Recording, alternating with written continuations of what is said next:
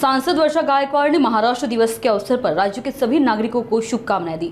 इस मौके पर उन्होंने कहा कि कुछ लोग लगातार महाराष्ट्र को तोड़ने की कोशिश कर रहे हैं, लेकिन राज्य आगे बढ़ रहा है। वर्षा गायकवाड़ ने जातीय जनगणना पर कांग्रेस की भूमिका पर भी अपनी प्रतिक्रियाएं दी। जीवनदान अर्पण केले, त्या ठिकाणी संघर्ष केला, त्या ठिकाणी त्यांना अभिवादन करण्यासाठी आम्ही या ठिकाणी आलेलो आहोत। आणि आपल्याला माहिती आहे की हा मंगल कलश जो आहे यशवंतराव चव्हाण साहेबांनी महाराष्ट्रात आणला आणि महाराष्ट्राला राज्याला संयुक्त महाराष्ट्र करण्यासाठी त्या ठिकाणी असलेल्या हुतात्म्यांनी त्यावेळेच्या आपल्या सगळ्यांना माहिती आहे की शाहिरांनी मग अमर शेख असतील किंवा अण्णाभाऊ साठे असतील या विविध लोकांच्या संघर्षातून हा महाराष्ट्र जो आहे तो संयुक्त महाराष्ट्र राहिलेला आहे। त्याच्यामध्ये काही लोकांना हुतात्मा पत्करावं लागलं, त्यांना सुद्धा आज मी या ठिकाणी जे आहे ते श्रद्धांजली अर्पण करते, त्यांच्याबद्दल शोक व्यक्त करते आणि महाराष्ट्र संयुक्त महाराष्ट्र राहावा ही ते त्यांचा प्रयत्न होता, तो येणाऱ्या काळात सुद्धा राहावा।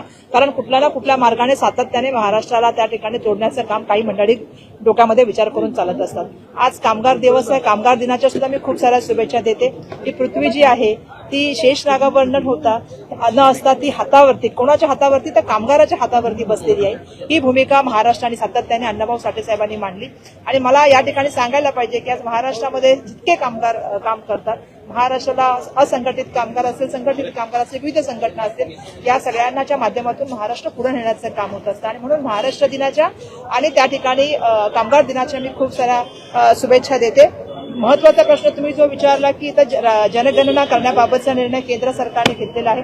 मला एक गोष्ट सांगायला लागेल सगळ्यांना की आदरणीय आमचे नेते राहुल गांधी यांचा दृष्टिकोन जर बघितला आपण तर ही भूमिका काँग्रेस पक्षाने, महाविकास आघाडीने त्यावेळी ती इलेक्शनच्या आधीपासून मांडली। कारण जर तुम्ही बघितलं तर एसटी असतील, ओबीसी असतील, एससी असतील यांचं जे प्रतिनिधित्व आहे प्रत्येक क्षेत्रामध्ये ते खूप नगण्य आहे आणि त्यामुळे प्रत्येकाला त्या ठिकाणी जे आहे जेवढी संख्या भारी तेवढं त्याला वाटा मिळाला पाहिजे ही काँग्रेसची भूमिका होती। त्याचबरोबर 50%चे जे सीलिंग आहे ते तोडण्याच्या बाबतीत सुद्धा काँग्रेस पक्षाने भूमिका घेतलेली आहे। आमचं म्हणणं फक्त एवढं, ही भूमिका जरी स्वागतार्ह असली, देर से आहे दुरुस्त आहे असे म्हटले जरी भूमिका असली तरी सुद्धा आमचं म्हणणं आहे की हे टाइम बॉन्ड पद्धतीने व्हावं, 50%ची जी अट आहे ती त्या ठिकाणी रद्द करण्याचं काम व्हावं आणि जातीय गणना बघा तुम्ही बिहारने केली, स्वतः मी तेलंगणाच्या एका कार्यक्रमाला गेले, तेलंगणाने या ठिकाणी जाती जनगणना करण्याचं काम केलेलं आहे। त्याच्यामधलं जे मॉडेल चांगलं असेल ते मॉडेल स्वीकारावं, पण ह्या जनगणना लवकरात लवकर व्हावा, टाइम बॉन्ड पद्धतीने व्हावा की जेणेकरून उपेक्षित वर्गाला, मागास वर्गाला त्या ठिकाणी प्रतिनिधित्व मिळेल आणि त्यांच्या प्रश्नाला वाचा फोडण्यासाठी त्यांना संधी मिळेल।